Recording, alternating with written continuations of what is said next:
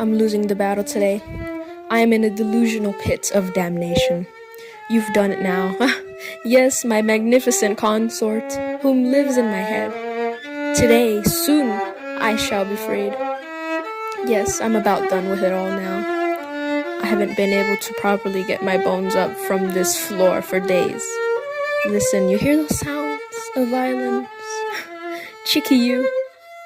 I know it surely must be you, playing one last solemn requiem to death, inviting him to our sugar-free tea party.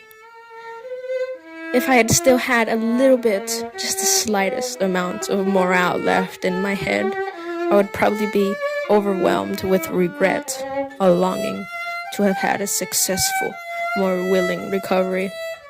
I'd be asking God to reverse that day I signed the deal with you, lovely consort. You know we've been together a long time, haven't we? Not many people believed what you were to me. We are one. You are the true control, extreme restriction, absolute control over every decision in my life. 9 years of worthless time out of my 20-year twirl around the earth. The amount of days in the earth's year. Beloved you do run the game with no sense of rest. The program.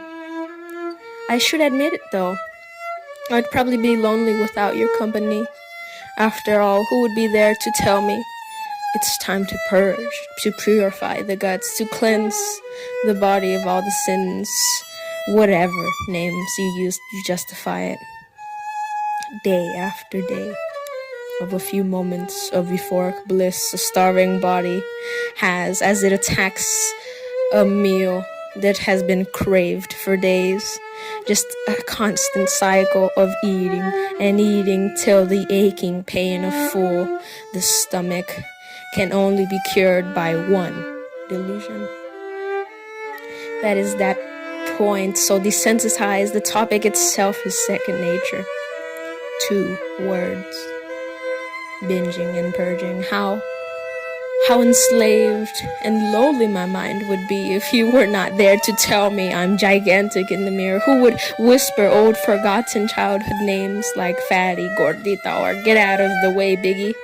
No, just to remind you if you're having a good day, that overall, you are the truth.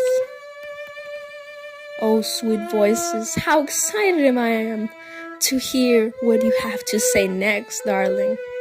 Is it perhaps a detailed instruction to take those 13 flights of stairs?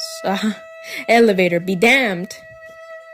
Or is it the joke you convince me that the punchline where again I end up on the bathroom floor? Yeah, good one. No, who am I? I used to be someone with a career, with friends, family, a passion. I eventually moved out of mommy's house after pursuing a double major, a college degree. That image has wilted, and what's left of that poem is that girl destroyed it all. After all, it's all in her head. Well, I did fail every attempt to be better. They are right. I remember I once truly was a obese child. I was 4'10", 180 pounds, a child in a different life. She was annoying, they said, talkative, open, this little girl. What's left is an emaciated, quote, woman. Now I probably weigh less than a sack of potatoes. That's right. The walking skeleton woman is what I was called at the grocery store by a child the other day. I frightened them by simply making eye contact. Hilarious.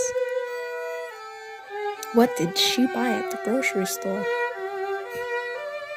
Simple chocolate, laxatives, chips, ice cream, many craveful foods.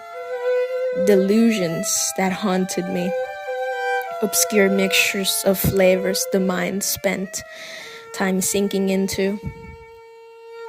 I went to college. Yes, that young girl with the large dream. You taught me how to balance school, life, a job. I spent my time skipping meals to practice violin.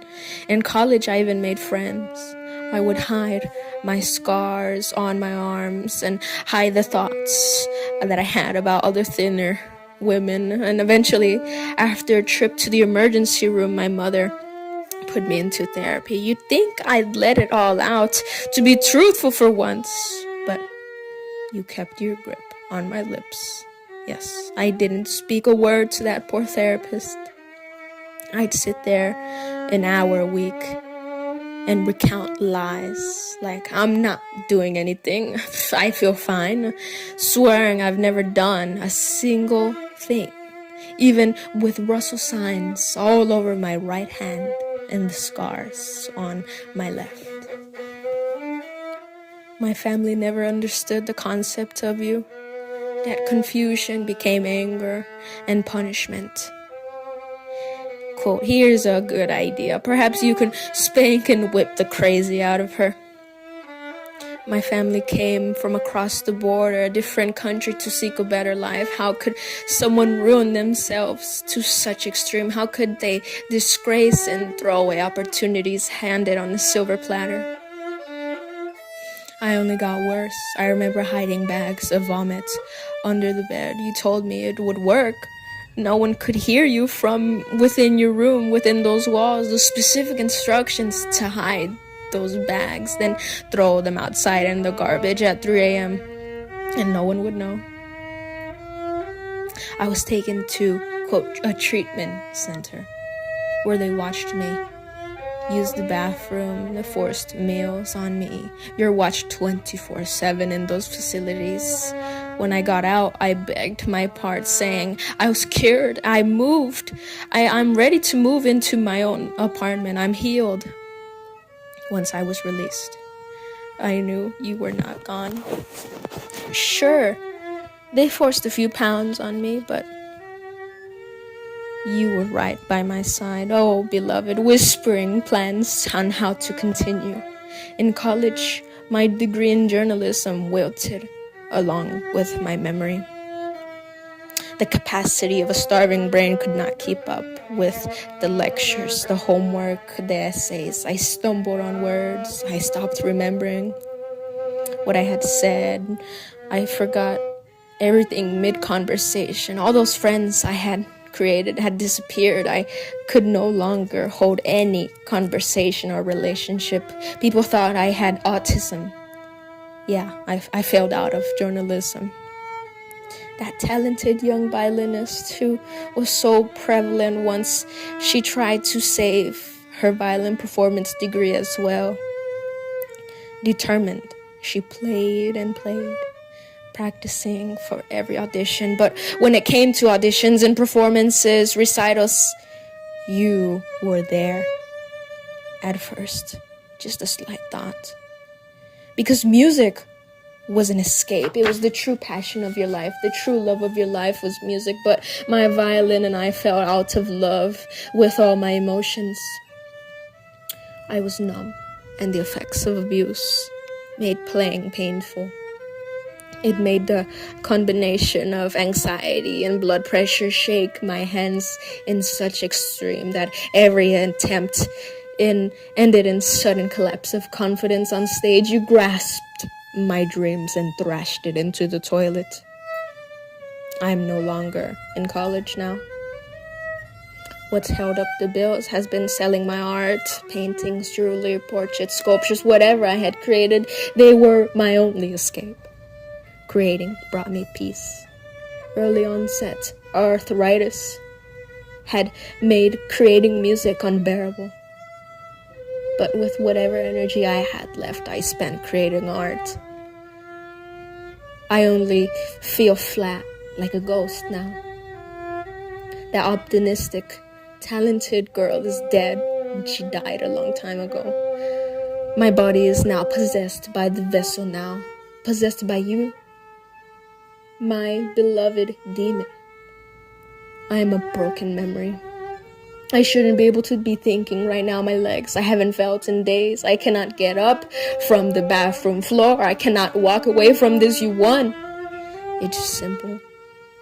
I always knew you would be there to hold my hand and walk me through those dark, black doors at the end of the corridor. I see them clear ahead.